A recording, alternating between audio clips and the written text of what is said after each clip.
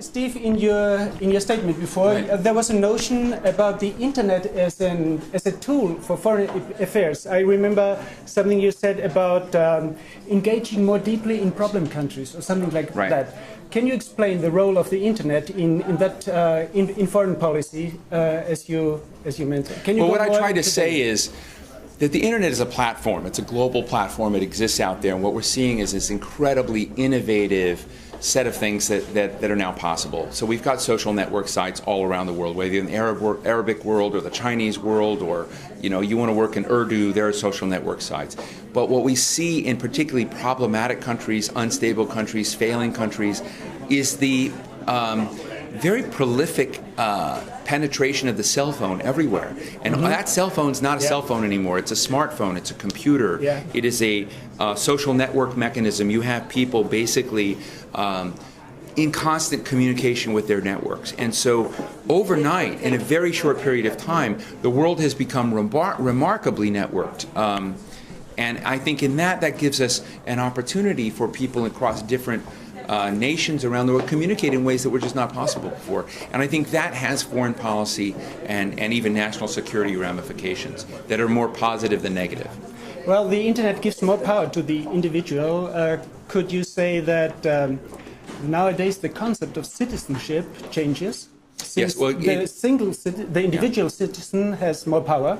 The individual citizen is now can see themselves as a stakeholder in a global conversation or a global connectedness if they want to.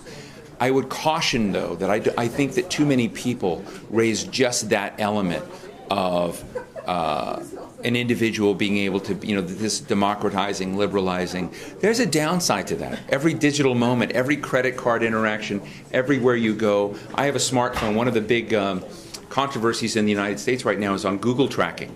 So even if your cell phone is turned off, you will have people who are essentially followed and they're where they've been. So privacy is probably over with this world, and you've got so there are a lot of downsides. It's not just more power, more risk. That's right. It's more power, more risk, and I think fundamentally you've got to hope that technology remains the head of governments to close this commons. There's kind of a public commons right now in the opportunities that people have with this that I think is not necessarily secure. Changing to home affairs in U.S. American politics. 2004, Obama complained about divisiveness in American political debates. Anything better now? No. Internet to blame? No, the internet is a neutral force. I think that the people to blame are legislators who can't manage, don't understand how important it is to show a public that you can fight ferociously for what you believe in, but you can be civil about it, that you can maintain a common commitment and a respect for alternative views. And these congressmen that we vote for, these senators, should develop the human habits of demonstrating that they can get along with one another. I was with Senator Kay Bailey Hutchison yesterday from Texas, with Senator John Kerry, former presidential candidate. They were very warm with one another. They are supporting each other on an infrastructure bank bill. I was with a member of the House Appropriations Committee, a leading Republican, who was complimenting the work and what he called really brilliant work of a Democratic congressman. So it's the public sphere that is poisoned.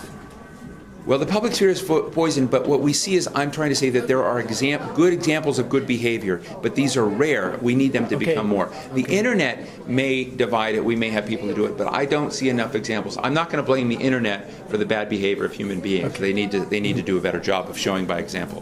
Thank you. Thank you.